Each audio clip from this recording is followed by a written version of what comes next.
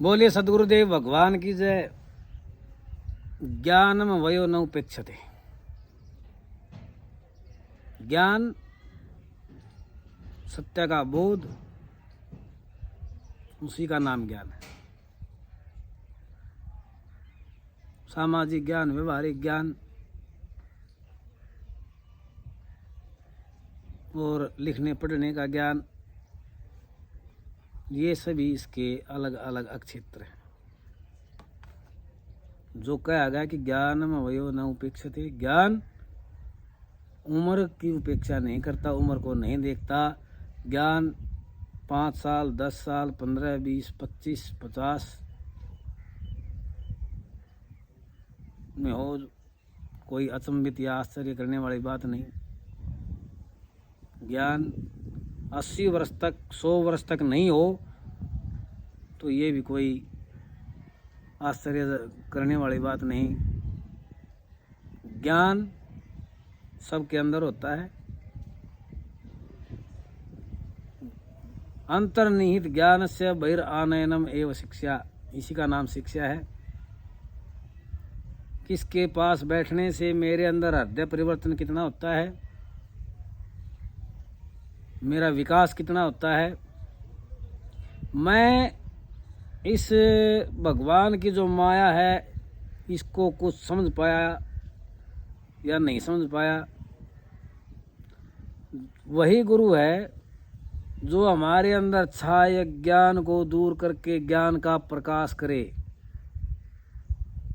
ये हमारे प्राचीन ऋषि मुनियों की कथाएं हैं, वाणियाँ हैं, किंवदंतियाँ हैं।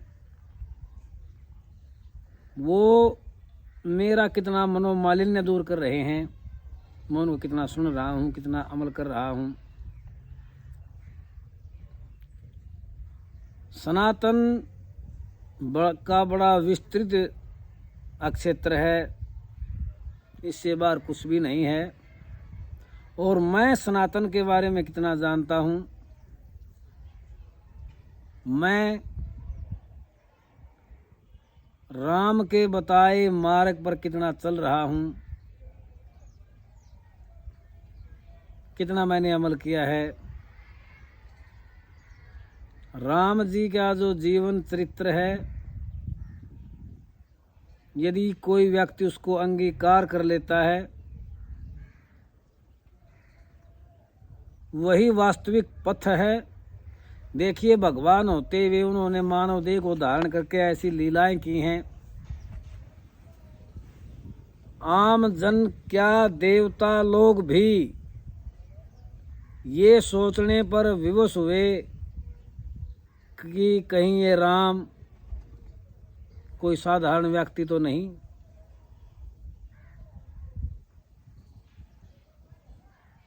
बच्चों के साथ खेलना, उनकी जूठन खाना,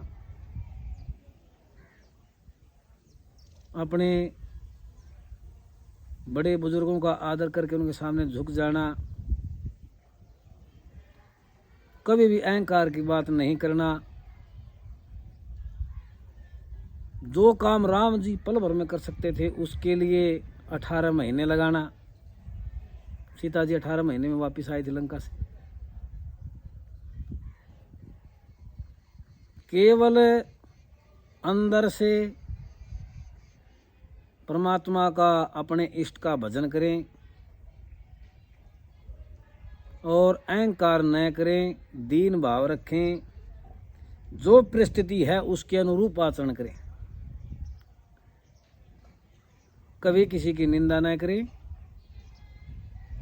क्योंकि जो भगवान का दास है, भगवान का जो सेवक है,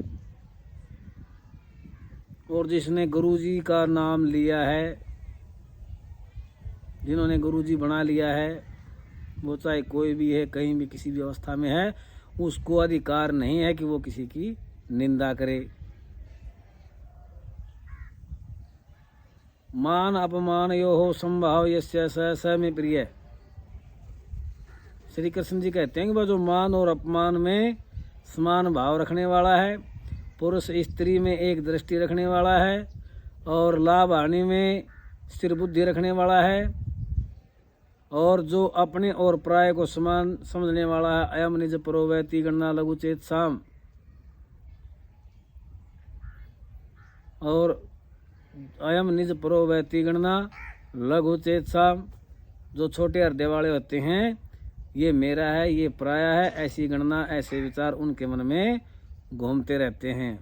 परंतु जो सज्जन व्यक्ति हैं और वसुदैव कुटुंबकम, इसके आधार पर वो अपना जीवन चलाते हैं, अपनी विचारधारा चलाते हैं, अपने कार्य क्षेत्र को बढ़ाते हैं।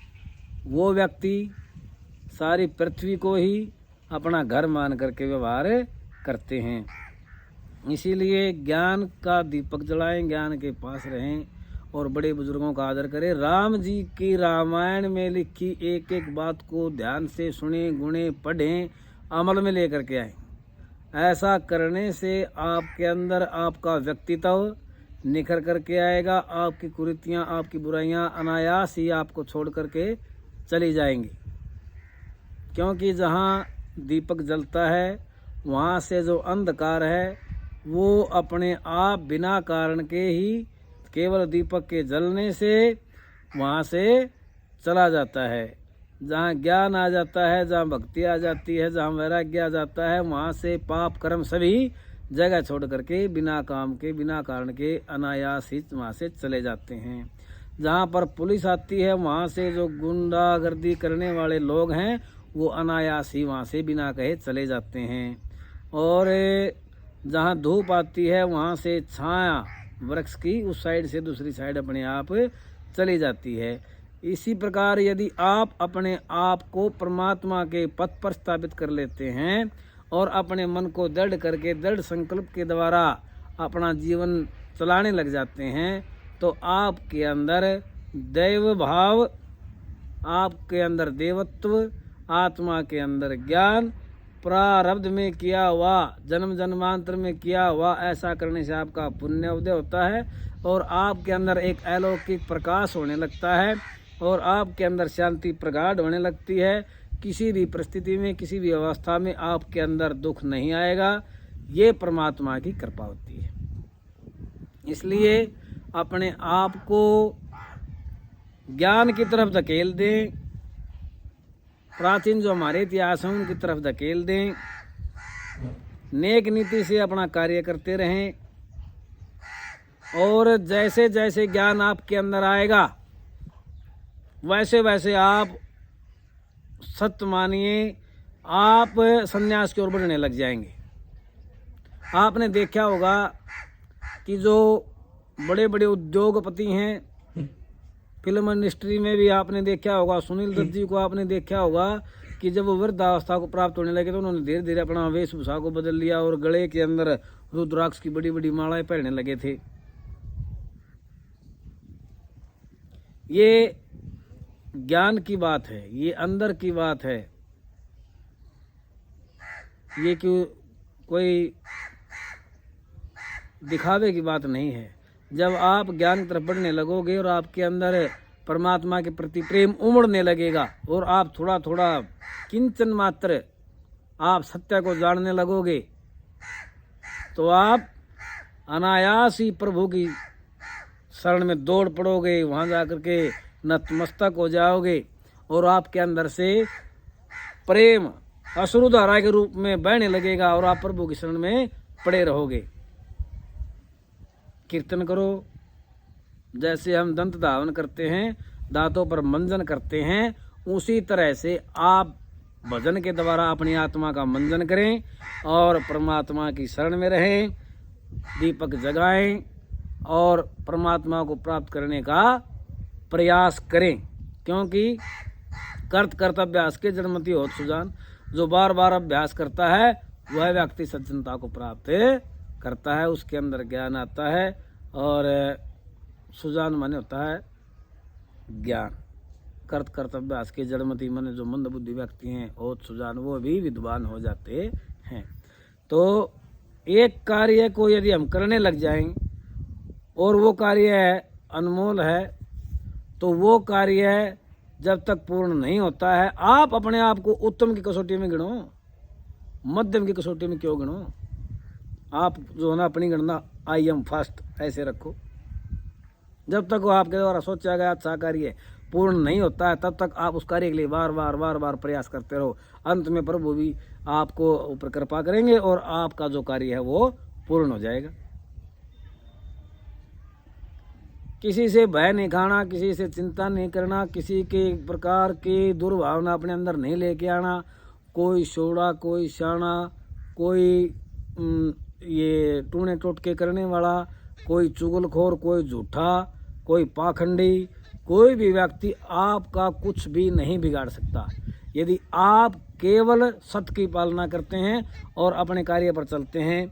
आप जोत मत लगाओ, आप भजन मत करो, आप माला मत फेरो, सिर्फ एक ईमान अपना पक्का रखो। आपके बारे में समाज कुछ कहे उसको मत सुनो, आप अपने पथ पर चलते रहो। आपकी तरफ आने वाली हर बुराई जो छोड़ने वाला है, कोई बुराई आपकी तरफ धकेलने वाला है तो वो बुराई उसी के ऊपर 1000 गुना होकर के पड़ेगी और उसकी ऐसी बेइज्जती होगी, ऐसा अपमान उसका होगा कि वह पूरा जीवन किसी को मुख दिखाने के लायक नहीं होगा। केवल आप अपने स्थान पर पक्के रहें और भगवान का भजन करें, उसकी शरण में जाएं, आप किसी का बुरा न चाहें। बोले श्री कृष्ण भगवान की जय।